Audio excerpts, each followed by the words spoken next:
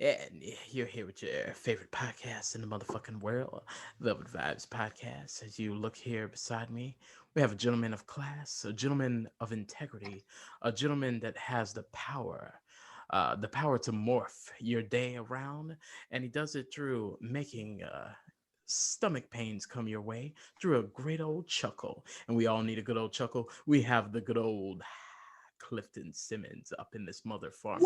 What? Talk to him, my guy. Man, it is an honor and a pleasure. I know we've been trying to do this for about a year now. Yeah, sure Just feel like it. schedules. I've heard amazing things about your podcast. I've seen you do amazing things with your podcast, and I love the graphics. I love the conversations. Um, Interesting ones. and so it's an honor and pleasure. I was like, I gotta make this happen. Yeah, I'm glad to have you. And you're not lying. We've had some interesting hiccups in the road, but as we looked at, and Boys to Men told us this once, although we go to the end of the road, we did not want to go to the end of the road. We wanted to just keep on trucking. And that's exactly what we did. And we're here today with the good old Clifton Simmons. You may be sitting at home if you're listening to the audio version. You may be thinking, who is this damn Clifton Simmons? Is he someone that twerks? Is he someone that is a magician? Maybe he does both. Maybe he'll make you twerk in a magical manner by bringing humor to your household. Uh, we got us a good ass comedian in this bitch. So Hey, let's get right to it, man. With no further ado, comedy is an intriguing road to travel. So I want to start with the simple stuff first. Like, what got you into comedy in the first place? um, I've been, the class clown my whole entire life. What got me into it on a professional level was I got into some legal trouble, and I was like, "Hey, comedy doesn't do background checks," you know. And what else? I used to do poetry. Poetry was my first love, Oh wow. and I used to have like funny poetry with punchlines in it.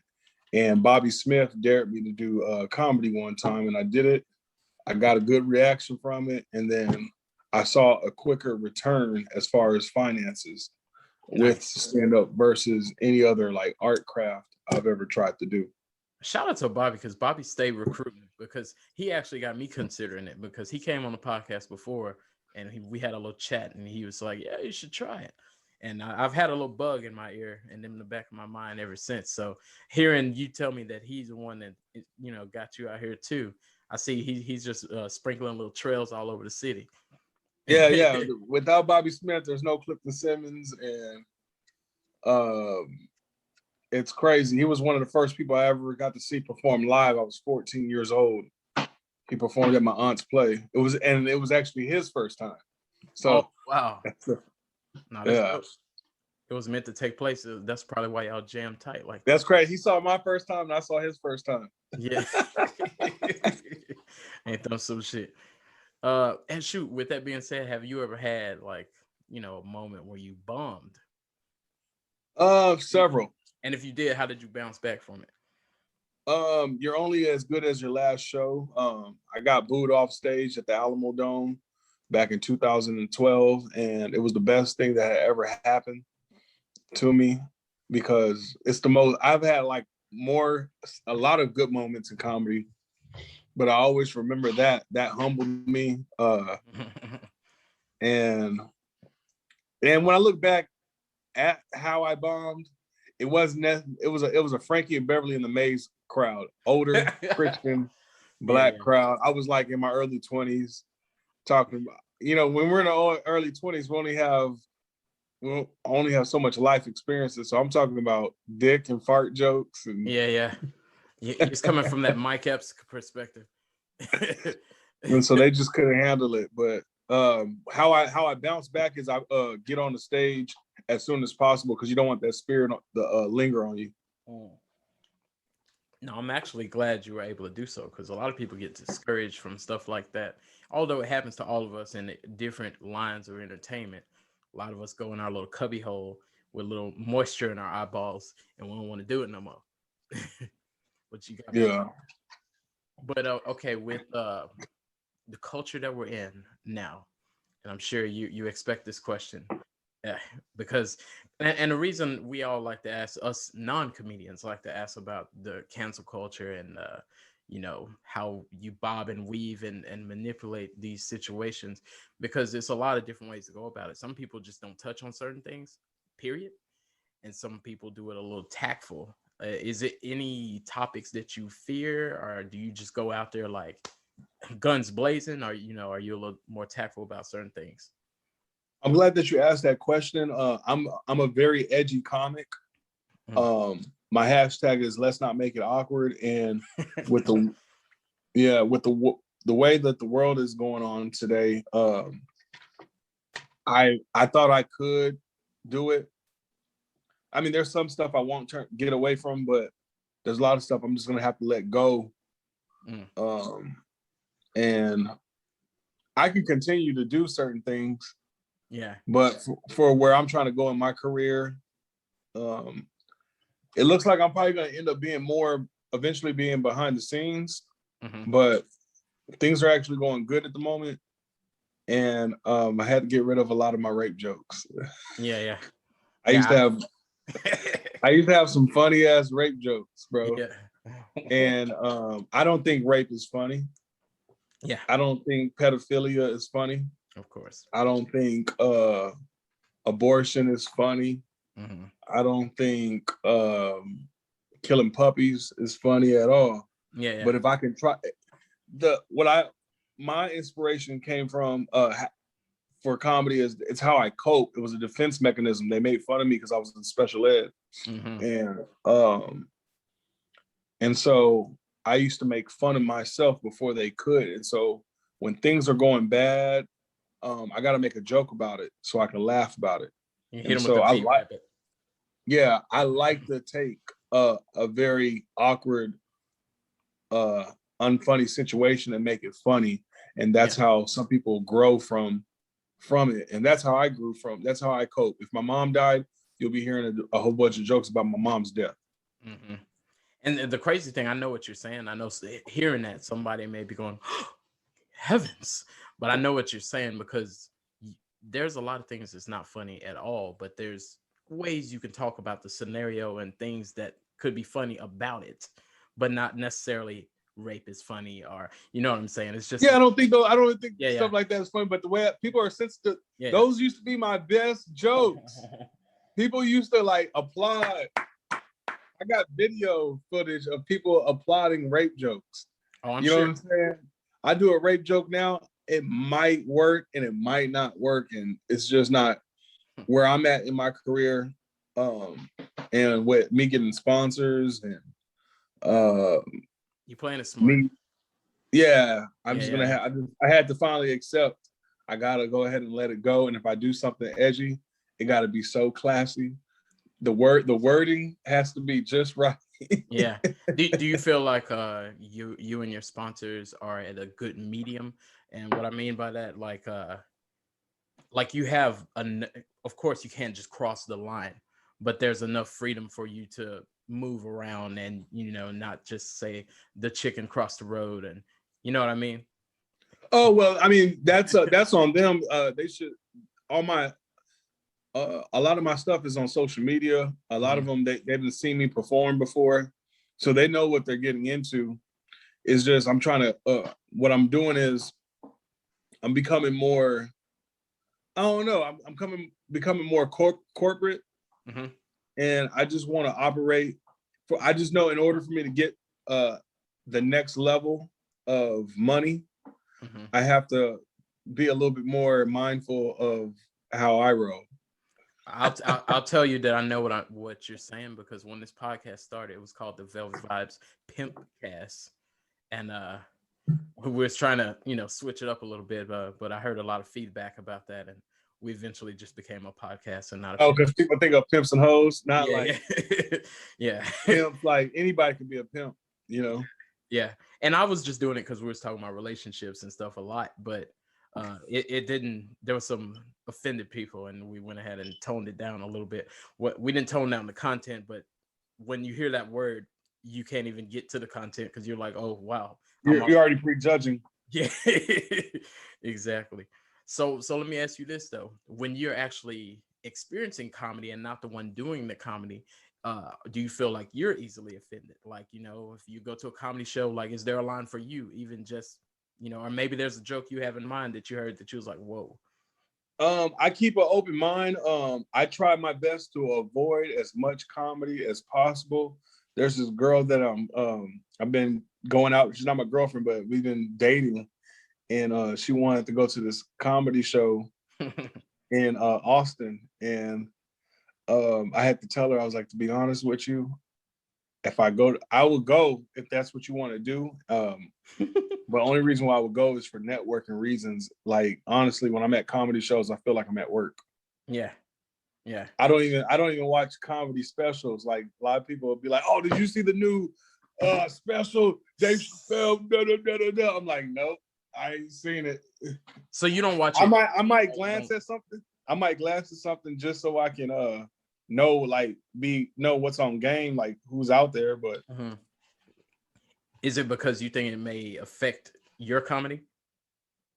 It's just because I also, a lot of people, I perform comedy. I got people that are coming. I got new people that come to me and say, "Hey, Cliff, can you watch my set tonight?" And then I also work at the comedy club. Oh wow! I'm a usher as well. So you get an overdose of comedy. Yeah, so I basically get paid to. My job is to sit people and tell them to shut up if they heckle. Yeah. You know what I'm saying? And I'm watching the show. You know what I'm saying?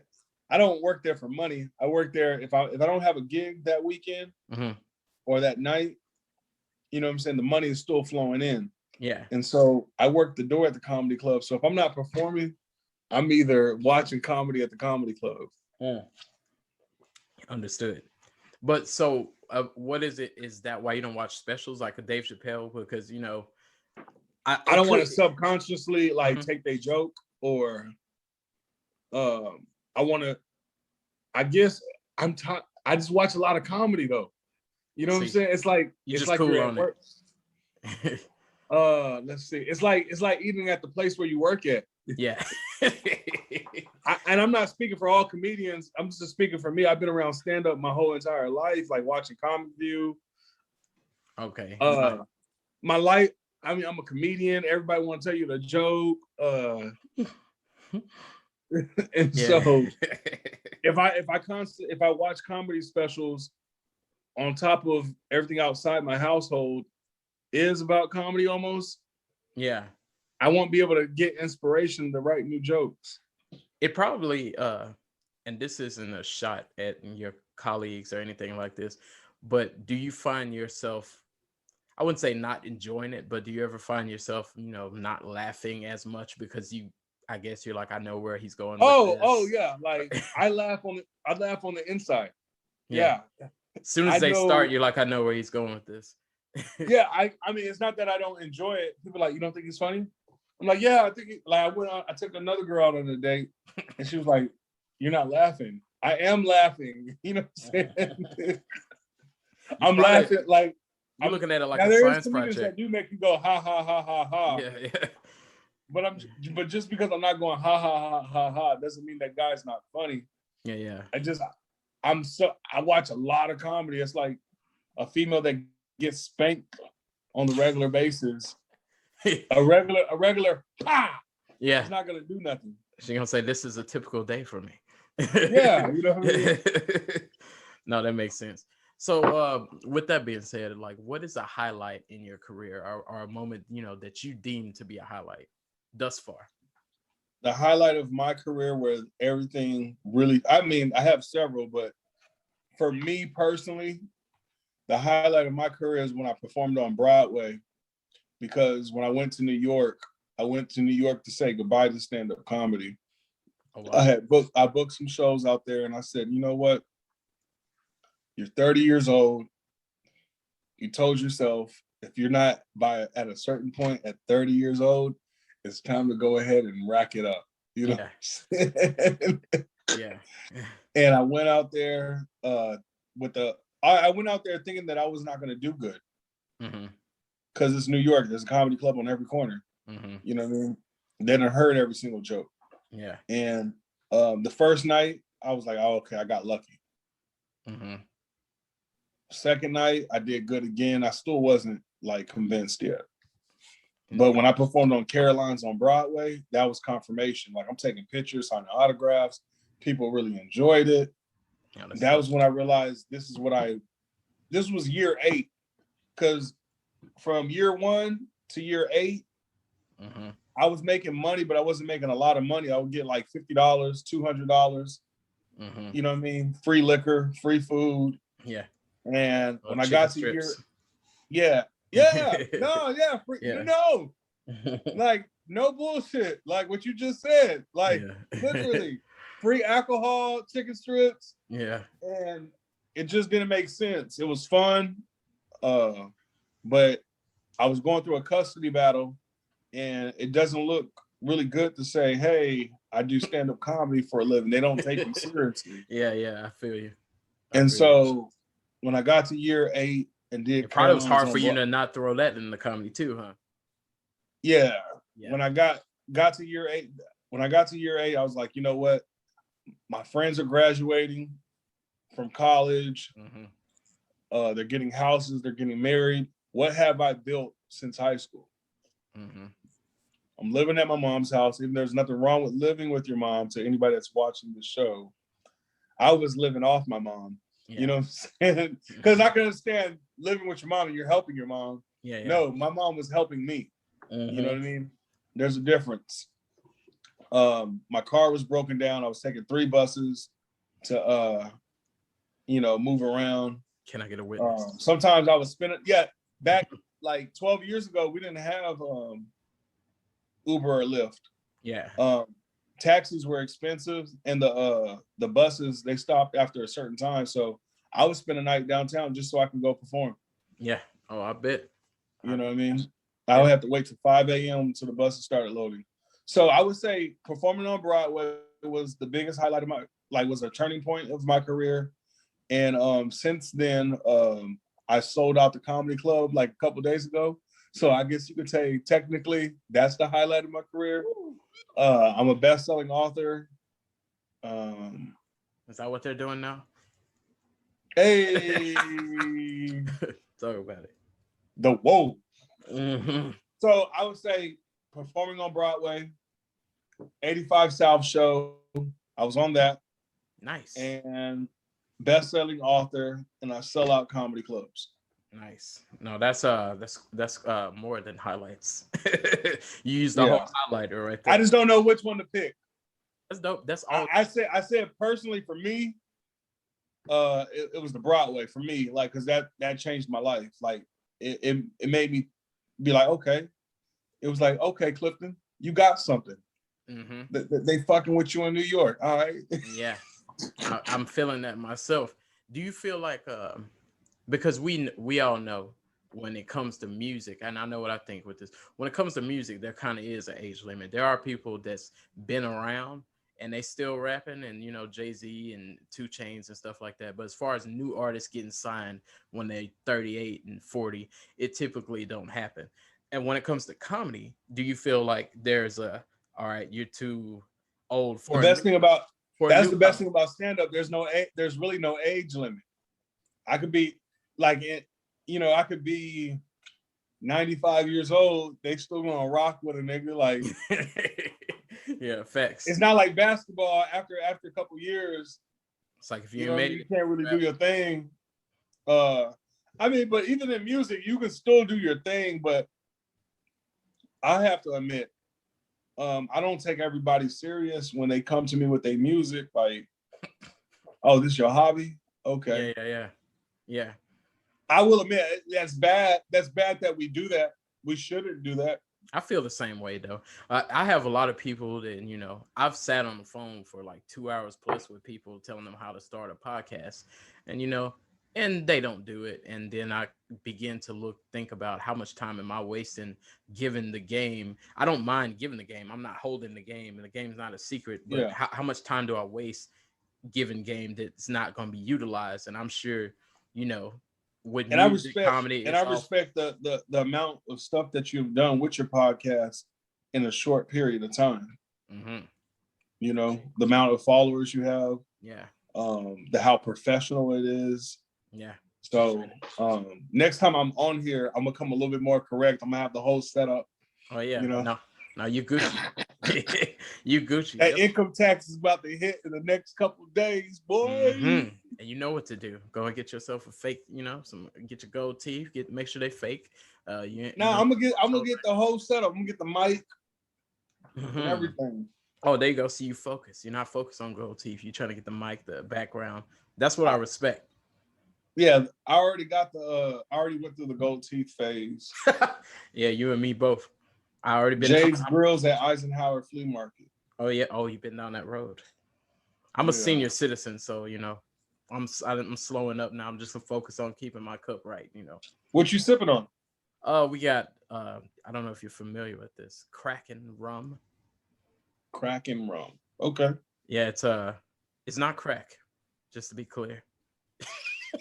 But that's what it's called. That's the name of the bottle. Yeah, Kraken. It's got an octopus on it. It's 47% alcohol, so I had to pour it like a punk ass bitch, and also make 94 proof. What you sipping on over there? I'm sipping on 1823 Texas. No, it's called Texas Ranger. It's made in Texas. At the Rebecca Creek Distillery. It sounds like a plug. Plug them. It's whiskey, and it has like a light hint of vanilla. It's cheaper than Jameson, but it tastes like a high quality whiskey. I drink a lot of whiskey. Oh yes, I'm getting my debit card out. I might have to do a transaction in a little bit. While we're talking about these lovely beverages that are giving us great feelings, it just brings me bringing it back. Top 5 comedians. I'll give you a moment. Comedians. Yeah, I ain't gonna rush you there because I know this is a battle, internal battle you may have. Talk about it. Male or female, it don't matter. Top 5 comedians, all period.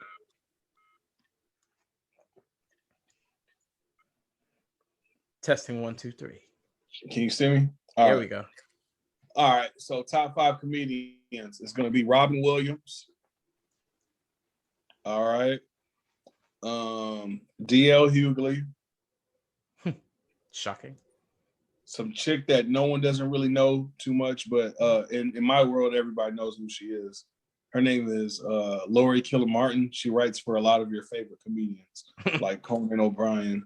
So yeah. Ghostwriter.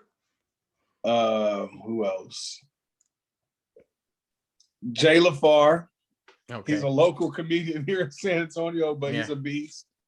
Nice. He's a beast. Nice. Dang. And if I have, who else is giving me a lot of inspiration? Adam Sandler. Nice. Now I'm gonna tell you a compliment too. Not to go down that racial road, but us, we tend to just stay in our own little realm, and we don't dabble. We just say, we stay with Chris Rock and Kevin Hart, Dave Chappelle. Yeah, so we don't tend to dabble over there. But if I'm having a conversation with regular people, and they ask me, because they basic, because I know like they're not gonna know my real favorite comedian, like my favorite. So hold on, daughter's coming inside. Hold on. Progress is a process.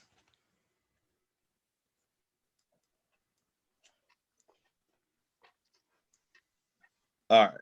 Yep. Might be some noise when she walks in. But I mean, just for like, if we're in passing, not everybody knows Lori Kilmartin, but she's famous in the stand-up comedy world, like as far as like comedians.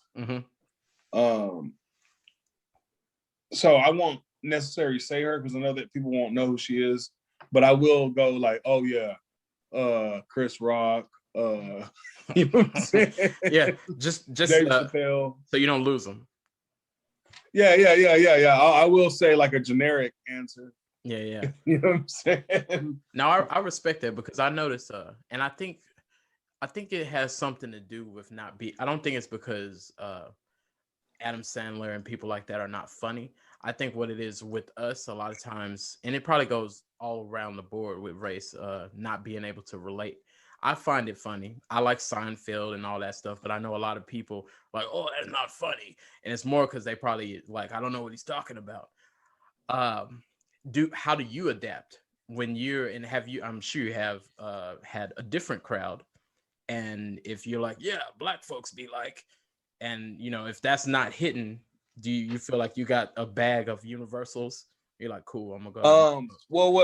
Well, I started off at River Center Comedy Club downtown, San Antonio. So it was a tourist crowd. So on my first introduction to comedy, I mean, my first introduction was a black crowd, but as far as like coming up, it was a mix.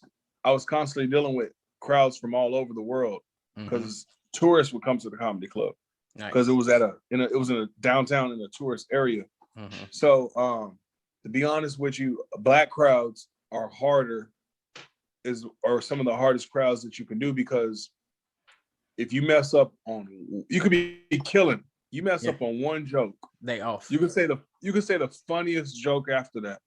Yeah, black crowds, you mess up on one joke, that's it. Especially if you start white crowd. Yeah, white crowds. Okay, you know what? That joke wasn't funny, but let me continue to give this man a chance.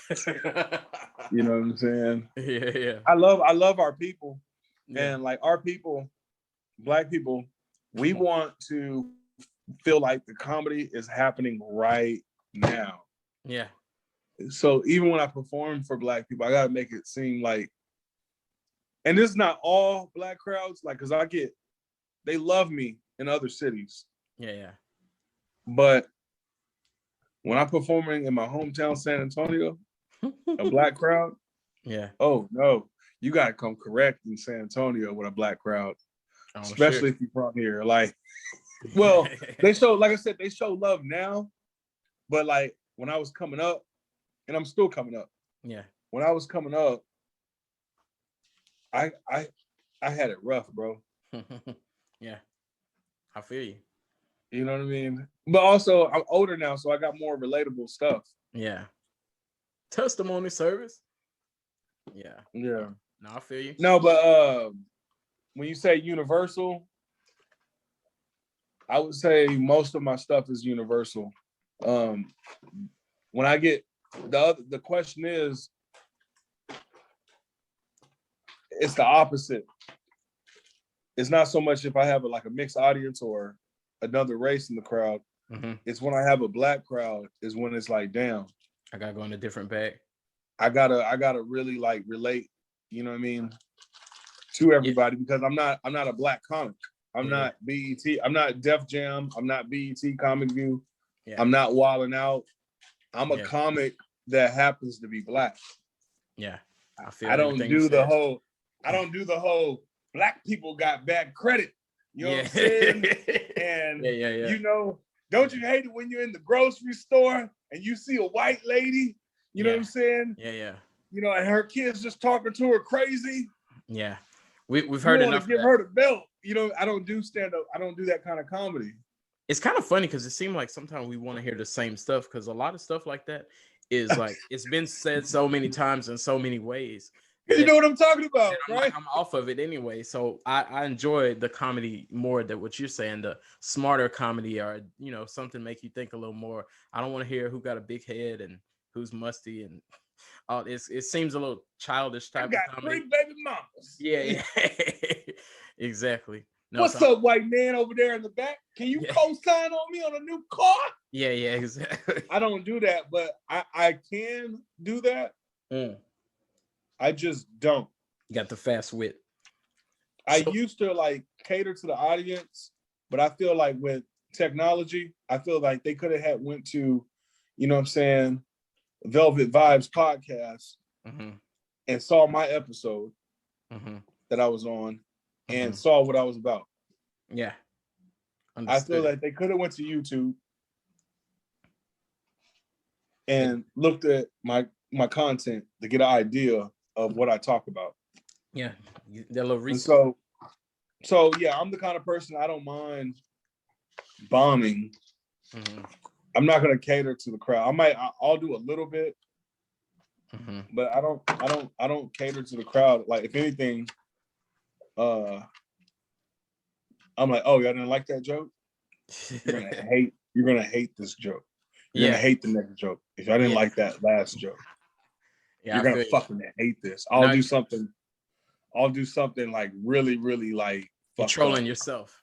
Yeah, Exactly what you you know what I'm told us saying. earlier. And I Yeah, don't care because I already got my money, yeah, and there's, you know what I mean. And if I don't do good tonight, I still got a fucking career. yeah. It ain't over. Do you and maybe this is different for different comedians, so I'm gonna just ask it Yeah, specifically for you. But do you feel like, or do you, like, when you write a set, do you just say these are the jokes I'm gonna tell, or do you? Because the way I picture like a comedian's mind, you may have these jokes that you're gonna tell. You may tell two, and there, if they are misses, I feel like maybe you're like, cool, I ain't gonna do the one I was gonna do. It's like you got different bags you can reach into. You're like, cool, I'm gonna just tell this one. Do you have like a lot of jokes at your disposal in your mind, or is it yeah. just I like, have a lot of jokes in disposal in my mind that if I can listen to certain things, like even though they laughed at a joke, they can, if they laugh a certain way at a joke, I can tell that they're not going to laugh at um, something else. I know how to get the people in a rhythm of laughing. so you may change it But on this dime? Like you may say, cool, I'm gonna just do this one then. they're like, okay, that shit didn't, like a joke might not went over, but they sometimes they can't tell that a joke didn't go over. I can flip it to where um how can I explain this? Like if they there's a certain laugh that there's a laugh like ha ha, laugh my ass off, that was funny, and Mm-hmm. then there's a laugh like ha ha ha, next joke. Yeah, yeah, yeah. I hear you. I feel you. I, And and I, so I asked this because I've seen, and I think I know I've seen Cat Williams do this, and I've seen a few other people do this. Like, it was one of his specials that I was watching, and he told a few jokes that I heard before, and I thought, oh, I've seen this before. But then he told some other jokes that I haven't heard before, and I was like, okay. oh, it's called a routine. Oh, what you're talking about is it's a routine. So I was like, I A thought he lot was of gonna those. do that whole thing, but it was like, okay, he just used one of those, but now he's going down the other road. Oh yeah, I switch it up. It looks like I'm selling the same. I am saying the same joke, but I say it differently. Mm-hmm. And yeah, yeah, yeah. It's kind of like a what is it called? Like a like like a tool, like a Is that how your toolbox. mind works? Yeah, like while I'm on stage, like it looks like I got it together on stage, but while I'm performing and like delivering the joke, I'm actually in my head like going through notes. Like, okay, Going to what the next one. I'm thinking, you gotta think 3 steps ahead, kind of like chess. That's crazy. Okay, but like I have my mind programmed. I'm telling you the joke, but I'm literally in my head looking at stuff. Yeah, yeah. You in a file cabinet while you telling the joke. Literally, no, literally, like, all right. But You know, why I'm going ha ha ha ha? you in a whole other file cabinet. Yeah, Say, I'm like where in we a gonna whole. go I'm already next? thinking about.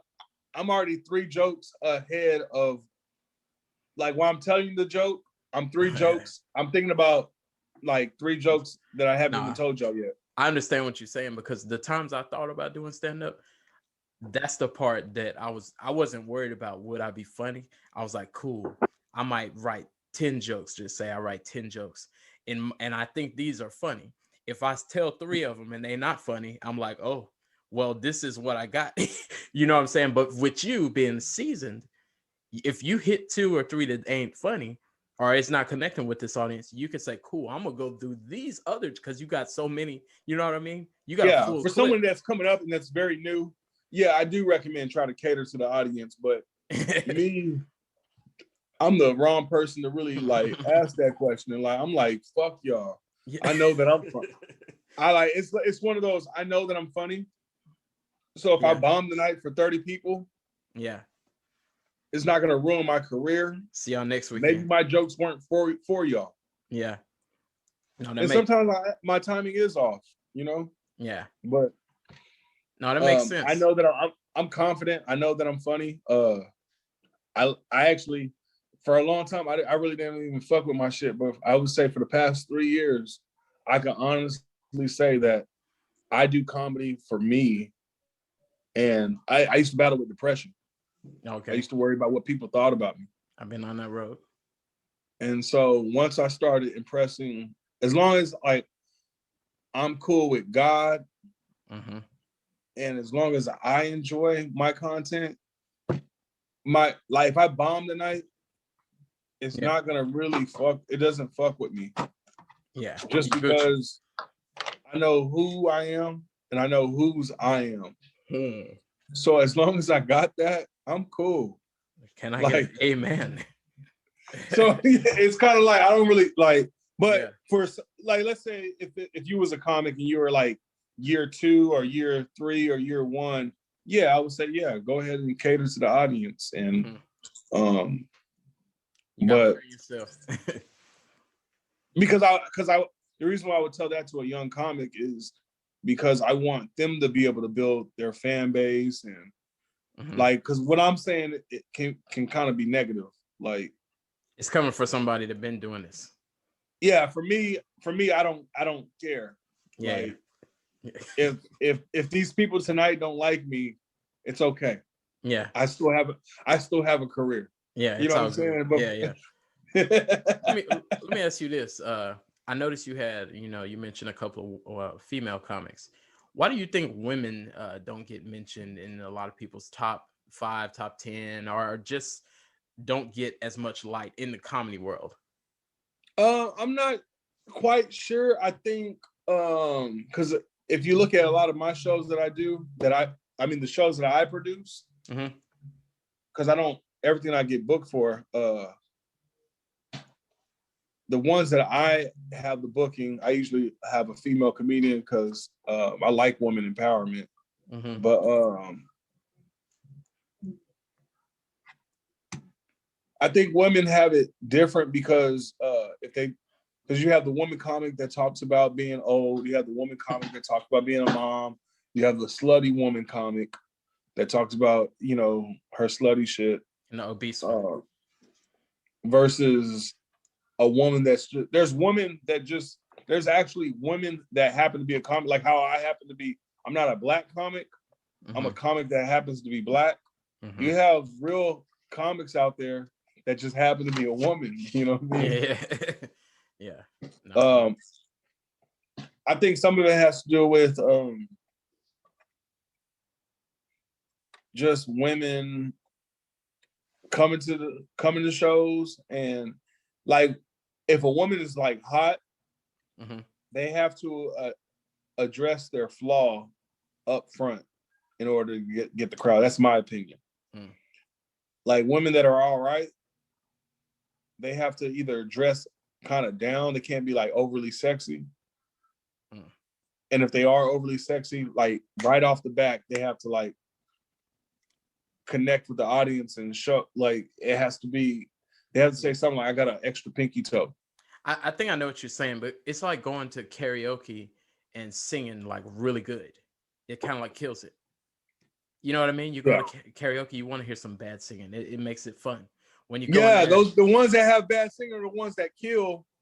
Unless, and then there's certain karaoke bars where I've been to where everybody was just blowing, like everybody had like good vocal cords where I didn't yeah, even want to go up no more. you're like, oh, I don't want to go up there Yeah, after I really, Celine to Dion be and honest Whitney with you, Houston and I don't even like karaoke. Karaoke is my pastime. okay. You know what I mean? I go hard on it, but if there's too many back to back, if I go to a new karaoke spot and the motherfuckers are killing it, I don't even want to go up no more. Yeah, no, I agree. But I know what you mean. The best karaoke's are the ones that can't sing. Yeah. That's So to me, that's real karaoke. yeah, You know so what I if you mean? got this flawless comic, you ain't gonna connect with them as much because you're like, oh, you don't go through what I go through. So they need to go out there and talk about that extra pinky toe and that that Yeah, no, they just gotta address. They gotta yeah. early on in a female or even if it's a good looking guys that do stand up. Like they have it hard too. Like let's say if it's like we're not gay, but yeah. I know what you're saying. you could tell a good looking guy when you see one. Yeah. So if the guy is like very handsome, he actually struggles in the comedy world. Because like what I've studied is, and this is just my point of view from what I've studied with females that look really, really good and men that look really, really good, they have to attack some type of flaw about them early on in the set in order to kill. This is a science. You have to attack something to connect with the audience. And if like, if you don't attack, what happens? Like if you don't attack it, they're just gonna like judge you as if you're like as if you think that you're better than them. Even when I even myself, when I go up there with an arrogant spirit, like my name is Clifton Simmons. I go hard. I was nominated best comic. Y'all need to Google me. Whenever I go up there with that spirit, I'm a best-selling author. and I think highly of myself. I bomb every single time. Oh wow. No bullshit.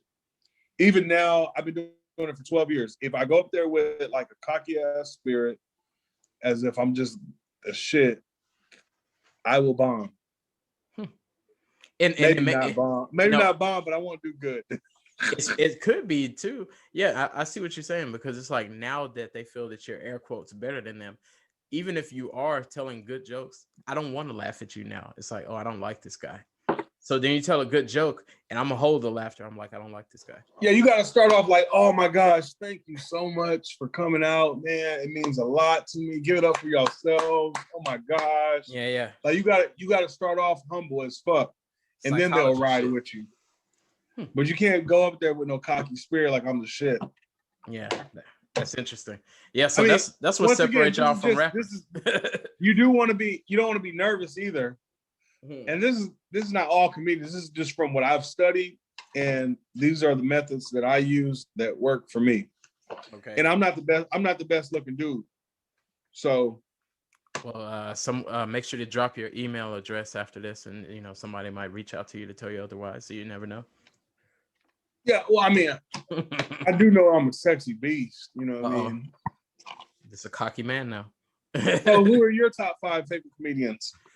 I'm a basic guy, so 5 would probably be even hard to cut. And I'm gonna tell you why with me. Of course I'm not gonna say I'm not into comedy, because I am, but I think I'm too casual of a, I watch one here and there. So I am gonna put Chris Rock. And to be honest, I was super late on Chris Rock. Like, of course I know Chris Rock. My girl put me on him. And then I was like, oh shit, Chris Rock kind of dope. Dave Chappelle, I'm gonna give it to. Okay. For some reason, man, and I haven't seen, and I'm sure he does do a lot of stand-up. I ain't seen a lot of it, but Zach Galifianakis is like hilarious to me. This guy, you know this guy? Hangover, the guy with the beard. Yeah, I've seen him. Oh my gosh, that dude kills me. I've seen a little bit of Ricky. I can't even pronounce his name. Gervais. This kind of. I think he has a cool dark humor, because he tells those jokes that you don't want to laugh at, and he says the joke, you laugh, and then you say, "I think that's sin." Laughing at this joke, but but just the same. Okay, that's my career. Yeah, exactly. And fifth, like I said, I don't think about this frequently, but I'm not gonna evade the question. I don't like Mike Epps. I can't do that guy. All right, we gotta have a conversation later about that. Yeah, I kind of do like D-Ray for some reason though. That's one of my favorite. You know what? I gotta put him back in it. He was one of my early inspirations. Like, nice. Before I even did comedy, he was one of my favorite. Too. So yeah, he's good, people. Yeah, but yeah. Now, what's your deal with Mike Epps? You a big fan or what? That's a off the podcast conversation. Oh, okay. And we'll discuss. Let's just say this: I do laugh at him on movies. Yeah. I think we might have similar point of views then. I'll just say mine, and you're in the business, so it may affect you differently. I don't find this guy to be humorous. I think his jokes are kind of childish jokes, and I kind of think I don't think, and I know some people are good like that, just like some rappers can freestyle, and some comedians probably just walk on a Delivery. stage. But I kind of don't think he makes material, because when I the stand-ups that I've seen, it don't It's seem like like Day Day. it's just random comments. It don't even seem like a story is being told in it. It's just like random comments. Like, you ever seen he said something, oh, you seen a girl with a musty titty? And you know, Yeah, it's the way it's not what he said, it's how he said it. so then you're like, did this just pop in your head at this very moment and you just didn't have nothing else to say? I ain't gonna lie. I do laugh at some of his stand up, you know what I mean? Like, so, and I do laugh at him in movies. Yeah. Yeah. So, but if I want to see stand up, that's not someone that I would like. Oh, I need to see some stand up comedy. Yeah. Let me look at Mike Epps. I'm a little concerned about people that find him to be funny, because also he does tell some of the jokes that's like that we talked about earlier. That's like, it's not a joke that I like when people tell me a joke that I didn't know where you were going. People are not, yeah. He's like Chocolate Thunder, or he's just gonna say stuff that you're like, oh, I've heard this all my life. Your mama's so fat. Well, with him, they're not coming to see the stand-up comedian. They're coming to see Day Day. They're coming to see the person from Sparkle. Yeah. And when they go to see Chris Tucker, that's probably what happens. They're looking for Fifth Element, and they're looking for Smokey. And yeah. So when he talks about everything else, they're off of him already. Yeah. That's why I'm shocked at Country Wayne, because I haven't gone to see him, but I've heard that he does well, because I thought, so I ain't gonna say internet. And he's clean. Yeah. Maybe that's what it is, because I'm not gonna say internet comedians can't make it, but it's kind of, I just didn't think he was gonna keep going. So he like you could take your grandma and feel comfortable. Yeah, nice. No, I salute that though. I salute it. Like I'm surprised, and I've been doing stand up longer than Country Wayne. Country Wayne is an internet comedian, and he is really good. I got to give shouts out to Country Wayne, because I don't like all internet comedians as far as stand up. I like them on the internet. Yeah.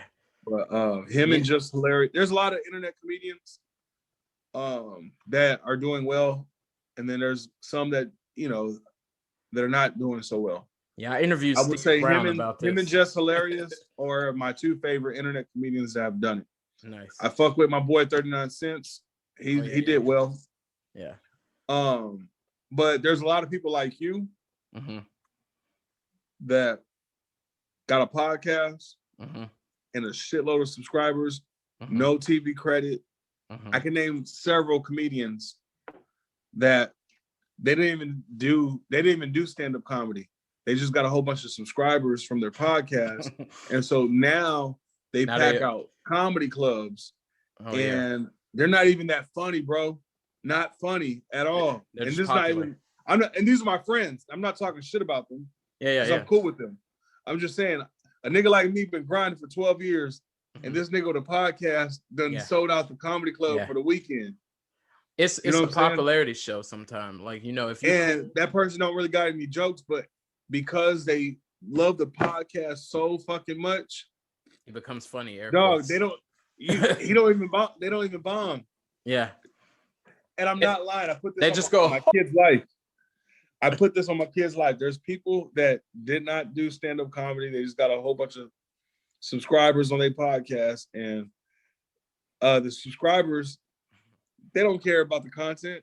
They're just happy to finally see this person they've been listening to. Yeah. They're like, this is great.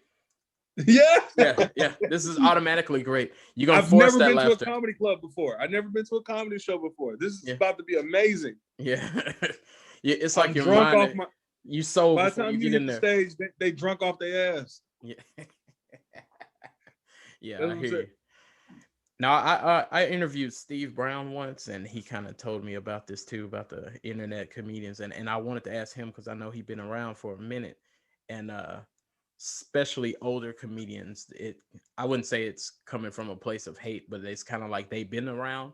So when they see people that just make a little video and a little dance or a TikTok, and now they're selling out shows, it probably is to some degree a slap in the face to your Yeah. grind. But a lot of people ain't negative about it. He wasn't negative about it. He still, salute and more power to him. But he was just coming from a I see what's happening type of place. Hell yeah. Yeah. So let me what does comedy do for you besides money? We know It's that. therapeutic. It's therapeutic. Mm-hmm. It gives me free alcohol. Honesty.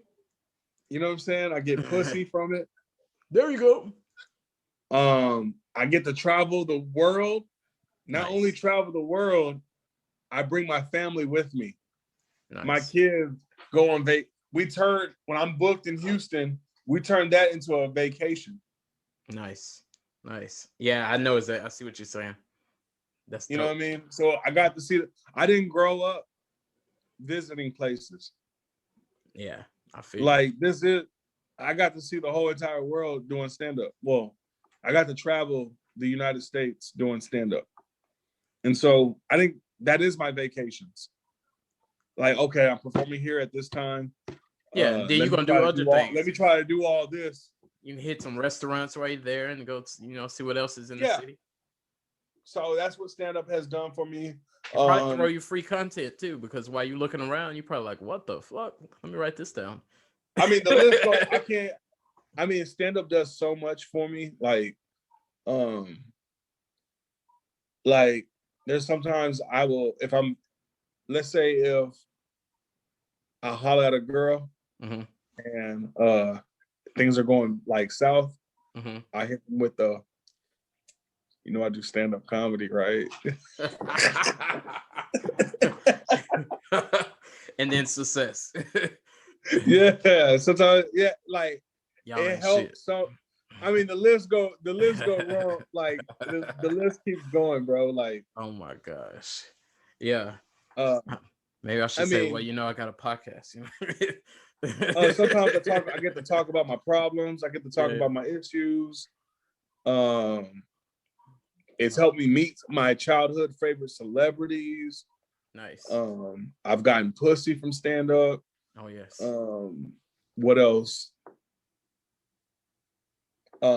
It's paid bills. Nice. It pays bills now. Yeah. Like I have a minimum. Yeah, super respect. I would say, yeah, most of my bills. Now I think about it, a lot of my bills are from stand up. No, like a lot of my bills, most of my 90% of my bills is through stand up, bro. Nice. I respect that. Let me ask you this, and this is I wouldn't say it's serious, but it's just a deeper thought question. With COVID and quarantine, how did that affect you financially and creatively? Like, because it can make you lazy. Last year was my best year ever that I'm focused on other people now. Last year, the whole COVID was the best thing that had ever happened to my stand-up comedy. I was performing in living rooms, backyards, and it made me fall in love with doing Zoom shows and virtual. I would never do the goggles, the virtual reality, the VR shows. You create an avatar. Oh wow! And there's a whole bunch of avatars in the audience, and you do stand-up. It almost feels like you're performing a real show. And everybody has their goggles on, or what? Everybody got their goggles on, and you can hear them laughing. Oh, that's dope. You can get their number. You can talk to them, kind of like what we're doing right now, but in the avatar form. You know what? I gotta respect that, because even though you're looking at their avatars, it's got to be a real good judgment call on your end, because when you're looking at an audience, whether they're laughing or not, even between the joke, you could probably see if they're interested, if they're talking to their neighbors, if they're just moving on. When you're looking at an avatar, you're probably like, I hope they're feeling this, I'm gonna just keep rolling. You know what I mean? Like, of course you hear the laugh, but after the laugh ends and you go into the next joke, you're like, oh yeah. And there's nothing better than a live audience. But yeah, the whole COVID situation, it it shut everything down for me. I started reading. I got rest. Oh yes. There's like so much. Last year was just a blessing. Mm-hmm. That this year, now what I want to do is I just want to focus on other people. Like I want to push your podcast. I want to create opportunities for other people to get work. Because in order for me to continue to get the love that I'm getting and continue to get the gigs that I'm getting, the best money that you can make is other people money. Mm-hmm. Mm-hmm. Because they're gonna make sure that you're making money. Yep. You talking that And boss so talking now. that's what I'm gonna do for the rest of the year of 2021 is how can I create opportunities for these people to get more performances? Next year we can get back to me. Yeah. No, I salute that. What's next for you? So I want to leave you a spot right here. I do this on Okay, every I'm show. performing in Victoria, Texas on Talk April about it. 23rd. I got a show this weekend. If anybody's in San Antonio, Saturday at the Reggae Bar. I plan on coming out with more sketches, movies. I plan on producing more shows. So if anybody wants to, if you could do a live remote with your podcast at one of my shows, Oh yeah. because we won't start the show until you got 10 extra subscribers than you had before you got there. You know what I'm saying? So all 100 of y'all that are in the audiences, y'all gotta subscribe to my man's podcast before we get started. You know what I'm saying? Yeah. So that's kind of stuff that I'm doing. No, I literally, that's what I do. No, I respect that. I'm building other people's brand. Let's get it. I want to join and do the same thing. I want to give you a spot right here to do shout outs. If you got a website, if you got merch, yeah, you can plug. Clifton is funny on everything: Instagram, Twitter, Facebook, YouTube. Clifton is fun. My website, cliftonisfunny.com. You know what I mean? Keep it simple. Nice. Anybody deserve a shout out from you? Anybody deserves a shout out. Shouts out to my daughter, Hannah, Renee Simmons. You know what I mean? You want to get on the camera real quick, mamas? You know what I mean? She's amazing. You know what I mean? She's the reason why I hustle. She's the reason why I grind.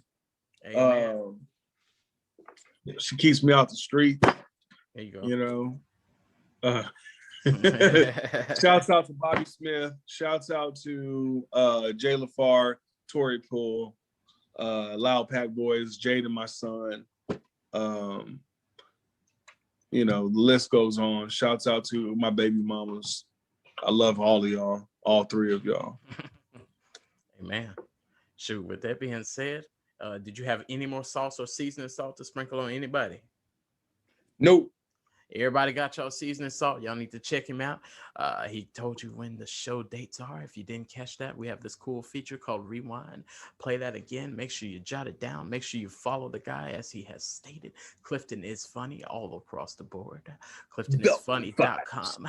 Velvet Vibes podcast. And if you're going retro vibes, Velvet Vibes Pimpcast. We're not scared to still say it. With that being said, y'all have yourself a blessed little day. If you want to cuss me out and give me some hate mail, 100%velvet@gmail.com. If you want to give me some love mail, 100%velvet@gmail.com. We accept it all. If you want to send me a picture of a middle finger, it can also go there. We thank you and ask that you have yourself a blessed little day. Don't get caught up in the entanglement.